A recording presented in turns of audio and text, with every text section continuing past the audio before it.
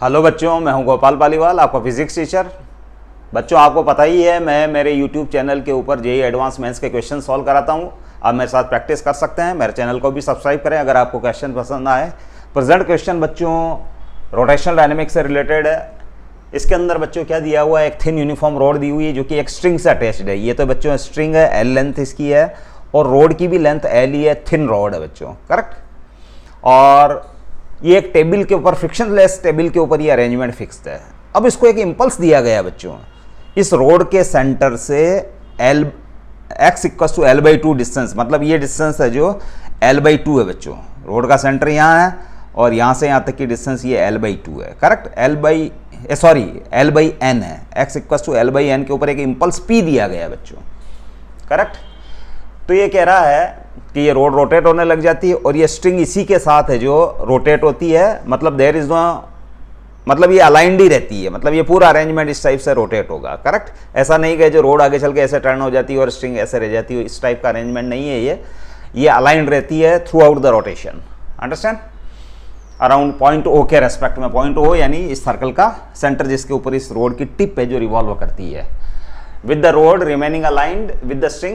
In such a case the value of n is x equals to l by n के ऊपर उसने impulse provide किया गया बच्चों, और horizontal impulse is provided to the rod at distance x equals to l by 2, correct. तो बच्चों यहाँ है जो इम्पल्स p प्रोवाइड किया गया है, तो आपको क्या चाहिए कि x equals to l by n distance के ऊपर है जो उन्होंने जो इम्पल्स प्रोवाइड किया गया है, impulse p from the mid point of the rod, then the rod and string revolves together around the point O. और ये पूरा सिस्टम है जो इस टाइप से रिवॉल्व होता है। तो x equals to l by n है, तो इन्होंने n की वैल्यू पूछी है बच्चों, करेक्ट। तो हम इस क्वेश्चन को सॉल्व करते हैं बच्चों। इस क्वेश्चन को किस टाइप से सॉल्व करेंगे, according to Newton second law, Newton's second law, vector f equals to dp by dt, correct. तो implies dp equals to vector f into dt, और ये इंपल्स है बच्चों p के इक्वल्स टू, करेक्ट। ये vector p मान लो, और चूंकि f और p की डायरेक्शन सेम है तो implies p equals to f dt हो गया, और ये इंपल्स है, ये इंपल्स प्रोवाइड किया गया है, करेक्ट। और P को आप m इंटू VCM लिख सकते हो, m into VCM centre of mass की वेलोसिटी, करेक्ट। ये हो जाएगा f dt। इसको आप इक्वेशन 1 ले लो, m into VCM where m is the mass of the rod, m mass of rod, correct, और VCM velocity of centre of mass. Now we again know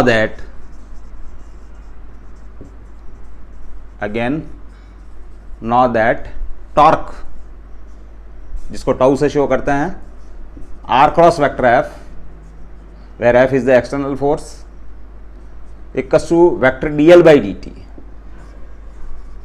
Rate of change of angular momentum is known as tau, torque, correct. R cross F। अब बच्चों impulse देने का मतलब है यहाँ एक force provide किया गया है, करेक्ट। एक फोर्स, एक मोमेंटरी फोर्स अप्लाई हुआ है यहाँ, ये P इंपल्स उससे मिला है, वो F into D T actual में, करेक्ट। अब है जो बच्चों R, तो ये हो गया यहाँ से यहाँ तक, जैसे ये रोड है बच्चों, ये रोड है, तो R ये सेंटर है बच्चों, सेंटर ऑफ द सर्कल, तो ये तो R हो गया बच्चों।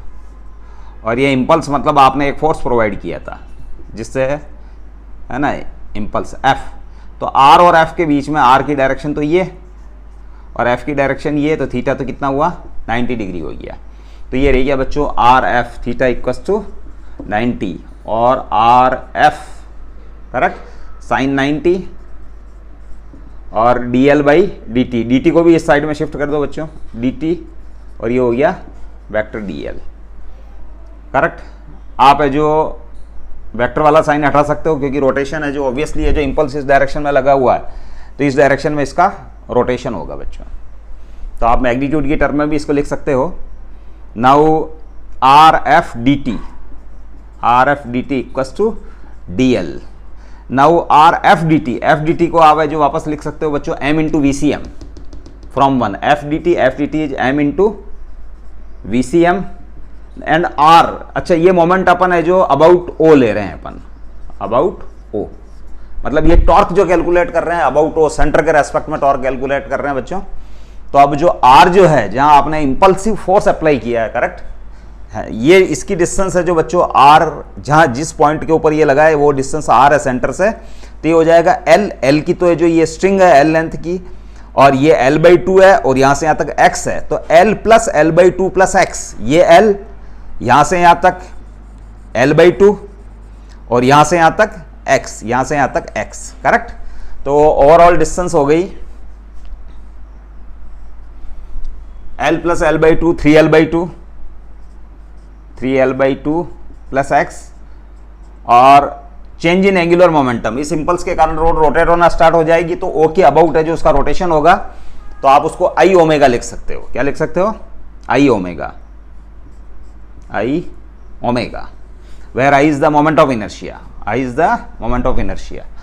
अब बच्चों m into we C m है जो बच्चों ओमेगा r होता है, वापस again m v C m equal to omega r, omega into r, correct, v C m, और ओमेगा इंटू, अब r जो है वी सी एम जो है, जैसे ये v C m equal to omega into r, correct. तो centre of mass की डिस्टेंस है ये r यहाँ सेंटर ऑफ मास की डिस्टेंस है, तो l प्लस l/2 यानी 3l/2, ये हो गया 3l/2, ये हो गया आपके पास omega into r V C M m into we C M. इसके बाद है जो ये 3l/2 प्लस x, और I मोमेंट ऑफ इनर्शिया, इस एक्सिस के रेस्पेक्ट में मोमेंट ऑफ इनर्शिया फाइंड करना है। तो बच्चों हम पैरेलल एक्सिस थ्योरम अप्लाई कर सकते हैं, करेक्ट।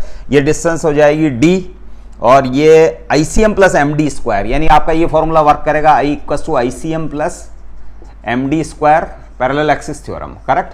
अबाउट O आपको फाइंड करना है, अबाउट O है जो कैलकुलेशन करनी है, अबाउट O। तो मोमेंट ऑफ इनर्शिया, तो बच्चों इसका सेंटर ऑफ मास से पास होने वाले एक्सिस के रेस्पेक्ट में इसका मोमेंट ऑफ इनर्शिया ml²/12, इसके बाद प्लस MD स्क्वायर, ICM यानी सेंटर ऑफ मास से पास होने वाली एक्सिस, ये वाली एक्सिस बच्चों, तो ICM इसके रेस्पेक्ट में जो कि ml²/12 होता है, प्लस MD स्क्वायर, D यहाँ से यहाँ तक की डिस्टेंस, तो फिर ये हो जाएगा बच्चों ml²/12 ml²/12 plus MD square, MD centre of mass की जिस एक्सिस के रेस्पेक्ट में, मतलब एक एक्सिस तो आपने ये ले रखी है, एक एक्सिस आपके लिए ये है, तो यहाँ से यहाँ तक की डिस्टेंस D मानी जाएगी, तो L प्लस L/2 यानी 3l/2, ये हो गया I आपका मोमेंट ऑफ इनर्शिया I, और ये ओमेगा,